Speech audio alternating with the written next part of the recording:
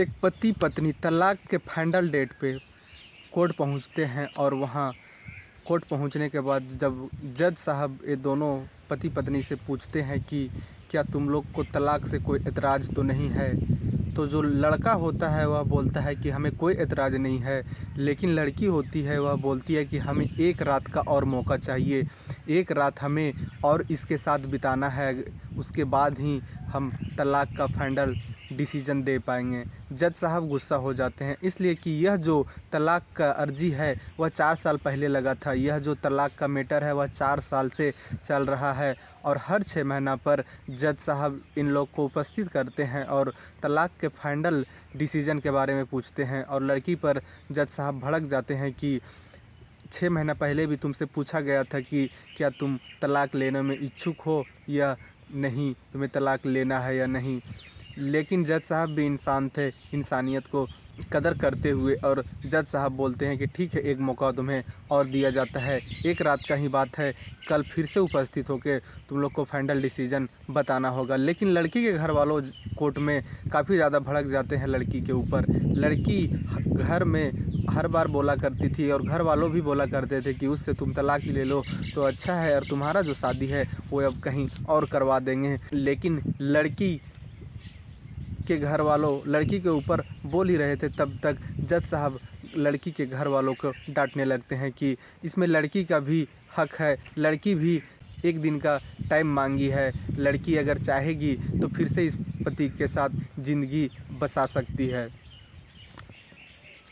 जब जज साहब लड़की के घर वालों को बोलते हैं तो लड़की के घर वालों फिर शांत हो जाते हैं और फिर जज का आज्ञा का पालन किया जाता है और लड़की और सारे वहाँ जितना भी लोग उपस्थित थे लड़की तरफ से लड़का तरफ से फिर अपना अपना घर आ जाते हैं। और लड़की बाहर निकलती है और लड़का से बोलती है कि आज का जो रात है वह किसी का घर में नहीं बिताना है बल्कि एक होटल में बिताना है। और लड़की एक होटल चूज करके रखी हुई थी और उस होटल का एड्रेस देती है और समय बताती है कि शाम को 7 बजे उस होटल में पहुंच जाना और एक रात जो हमने जज साहब से मांगे हैं वह रात हम लोग दोनों होटल में बिताएंगे। लड़का भी मजबूर था, इसलिए कि यह कोर्ट का फैसला था, लड़का भी हामी भर देता है। उसके बाद लड़का सही टाइम पर होटल पहुँच जाता है। कहानी में आगे पढ़ने से पहले नमस्कार, आप देख रहे हैं द रियल क्राइमर में आपके साथ रंजीत गुप्ता। यह कहानी एक शादीशुदा जोड़ा के है। शादी होने के बाद कुछ दिन तो इन लोग का जीवन अपन ठीक चलता है, लेकिन कुछ दिन के बाद दोनों में थोड़ा बहुत लड़ाई झगड़ा होने लगता है और फिर दोनों अलग अलग रहने का फैसला बनाने लगते हैं और लड़की जाके ज़्यादा दिन अपना घर पे रह जाती है, जिससे लड़का गुस्सा हो जाता है और बोलता है कि हमें तलाक चाहिए। लड़का का नाम राहुल होता है और लड़की के नाम सीमा होता है। और फिर ये दोनों काफ़ी ज़्यादा आवेश में आ जाते हैं और यह जो तलाक का अर्जी है वह कोर्ट में डाल देते हैं। और 4 साल से कोर्ट में यह तलाक का मामला चल रहा था और इन लोग का फाइनल डिसीजन ना होने की वजह से तलाक का मामला फंसा हुआ था। लेकिन जब लड़की एक रात के और मौका मांगती है जज से, तो एक रात का जज मौका देते हैं। उसके बाद लड़का सही टाइम पर और वही होटल में 7 बजे के वक्त पहुंच जाता है और जब उस कमरे का चाबी मिलता है रिसेप्शन से तो लड़का जाता है और कमरे को खोलता है, लेकिन कमरा खाली था, वहाँ लड़की नहीं आई थी। लड़का वहाँ वेट करता है, करीबन 20 मिनट के बाद लड़की आती है, लेकिन लड़की पूरा दुल्हन के लिवाज में आई थी। लड़की पूरा सज सवर के आई थी, जैसे कि कोई दुल्हन बनती है उस तरह से दुल्हन बन के आई थी और उस कमरे में जाती है और बेड पे बैठती है और फिर राहुल को बोलती है कि आओ बैठो। लेकिन राहुल खड़ा होता है और मुंह मोड़ के खड़ा था। और फिर से सीमा बोलती है कि यह जो वक्त है वह हम जज से मांगे हैं और तुम्हें इस वक्त का तौहीन नहीं करना होगा, तुम यहाँ से नहीं जा सकते हो और तुम यहाँ से नहीं जा सकते हो, तुम्हें इस रात हमारे साथ ही बिताना होगा।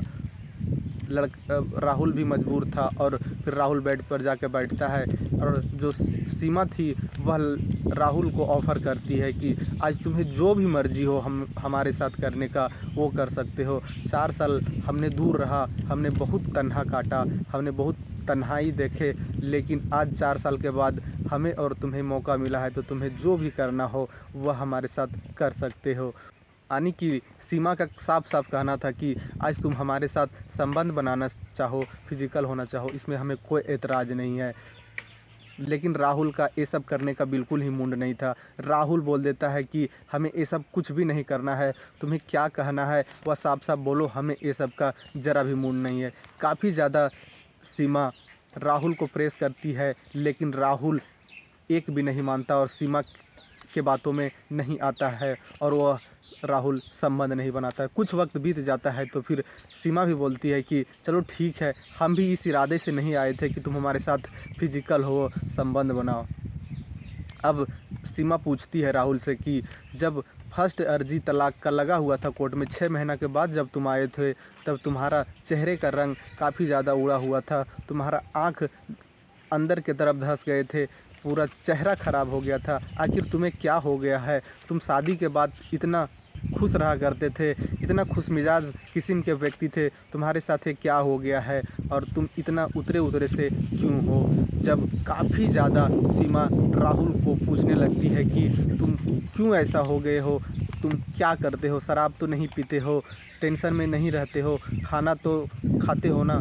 लेकिन राहुल कुछ भी नहीं बोलता है। जब सीमा जीने मरने की बात करने लगती है कि अगर तुम सच्चाई मेरे सामने नहीं बोले तो आज हम यहीं से अपने आप को मिटा देंगे, यानी हम यहाँ कुछ कर लेंगे, या गाड़ी के नीचे चले जाएंगे या तो फिर जहर वगैरह खा लेंगे। राहुल को भी डर हो जाता है और राहुल बोलता है कि जब तुम मेरे घर से गई उसके बाद हमारा पेट में अचानक सा दर्द चालू हो गया और जब हमने डॉक्टर के पास जाके चेकअप करवाया तो डॉक्टर हमें ब्लड कैंसर बता दिए और ब्लड कैंसर होने की वजह से कई बार हमें कीमोथेरेपी, रेडिएशन करना पड़ा, जिसके वजह से हमें काफ़ी ज़्यादा शरीर को नुकसान हुआ और मेरा चेहरा का रंग उतर गया। राहुल बोलता है कि जब हम ठीक थे तब सारे लोग हमें चाहा करते थे, लेकिन आज मेरे साथ तकलीफ़ आया है तो हमारे घर वालों, यहाँ तक कि हमारा पत्नी भी हमें छोड़कर चली गई। लेकिन हम यही चाहते थे कि तुम हमसे अब दूर हो जाओ। जब से हमें पता चला है कि हमें ब्लड कैंसर है, तब से हम तुम्हें अपनाना नहीं चाहते हैं। और राहुल ये भी बोलता है कि अब हमारे पास ज़्यादा वक्त नहीं है, 2 से 3 महीना का वक्त है, ये 2-3 महीना के बाद हम इस दुनिया में नहीं रह पाएंगे। राहुल बोलता है सीमा से कि अब तुम तलाक ले लो ही तो अच्छा है, नहीं तो हमारे मरने के बाद तुम कहाँ दर दर के ठोकर खाती फिरोगी। लेकिन सीमा वहाँ तो कुछ भी नहीं बोलती है, लेकिन सीमा अपना मन में कुछ और ही मन बना लेती है कि अब क्या करना है सो। लेकिन राहुल के बात सुनने के बाद राहुल को जाकर सीमा गले से लगाती है और फूट फूट कर रोने लगती है कि तुम कितने अच्छे थे, शादी के बाद हमें कितना खुश रखा करते थे, लेकिन हम ही नादान थे, हम ही ना समझ थे, जो तुम्हारा हर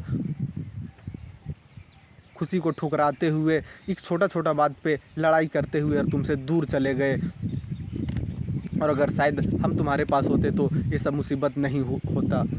सीमा अपना वो हर पुराना दिन याद कर रही थी, जब वह शादीशुदा थी तब वह सप्ताह में 1 दिन व्रत रखा करती थी अपने पति के लंबे उम्र के लिए, लेकिन भगवान के शायद कुछ और ही मंजूर था और राहुल को ऐसा बीमारी से जूझना पड़ रहा था। उसके बाद फिर से सीमा जो है वह राहुल को बोलती है कि तुम हमारे साथ संबंध बना सकते हो, हमें कोई एतराज़ नहीं है। लेकिन राहुल एक भी नहीं मानता सीमा के बात को, और राहुल नहीं बनाता है किसी तरह से। करीबन ये लोग घंटों 2 घंटा तक बात करते हैं। उसके बाद फिर से राहुल को ऑफ़र करती है सीमा, लेकिन राहुल मानता ही नहीं। उसके बाद भोर हो जाता है, 7 बज जाता है। उसके बाद दोनों होटल से चेकआउट करते हैं और 10 बजे का टाइम दिया गया था कोर्ट में, वहाँ दोनों लोग पहुँचते हैं। और वहाँ पहुँचने के बाद जज पूछते हैं राहुल से कि क्या तुम अब भी तलाक चाहते हो? राहुल बोलता है हाँ, हमें तलाक चाहिए। जज को लग रहा था कि एक रात दोनों बिताए हैं तो शायद दोनों का विचार बदल गया होगा। जज को लगा कि अब सीमा भी यही बोलेगी, लेकिन सीमा को पूछते हैं जज कि क्या तुम अभी भी तलाक चाहती हो? सीमा बोलती है नहीं, हमें अब तलाक नहीं चाहिए, अब हमें हमारा पति के साथ रहना है। सीमा के घर वालों चौंक जाते हैं। जज साहब पूछते हैं कि ऐसा क्या हुआ जो कि अभी भी राहुल तलाक लेना चाह रहा है और तुम नहीं लेना चाह रही हो? सीमा बोलती है कि हमारा पति जो है वह काफ़ी ज़्यादा तकलीफ़ में है, इसे ब्लड कैंसर है और मैं चाहता हूँ कि जितना भी वक्त बचा है मेरे पति के साथ वह वक्त हम अपने पति के साथ बितावें और जितना से जितना हो सके हम अपने पति को खुशी दे सकें। उसका घर वालों को जब पता चलता है कि राहुल को ब्लड कैंसर है तो घर वालों सीमा पर भड़क जाते हैं और सीमा को डांटने लगते हैं, भड़ा भुलकाने लगते हैं कि राहुल को गुजरने के बाद तुम कैसे ज़िंदगी काटोगी और राहुल के सहारे कैसे तुम रहोगी। लेकिन सीमा बोलती है कि हमसे बहुत बड़ा गलती हो गया, मैं अब और प्रायश्चित नहीं करना चाहता और जो भी वक्त है राहुल का बचा हुआ वह राहुल के सेवा में मैं बिताना चाहता हूँ। जज साहब यहाँ दोनों का तलाक को कैंसिल कर देते हैं, लेकिन उनका घर वालों नहीं मानते हैं। लेकिन उनका घर वालों के तरफ से बराबर सीमा पर दबाव बनाया जा रहा था। लेकिन सीमा बोल दी कि अगर हम राहुल के साथ नहीं जाएंगे और नहीं रहेंगे तो अपने आप को ख़त्म कर लेंगे। बस फिर क्या था, फिर सीमा के घर वालों भी तैयार हो जाते हैं। उसके बाद वहाँ से राहुल और सीमा दोनों अपने घर आते हैं, यानी कि राहुल के घर और सीमा अपना ससुराल।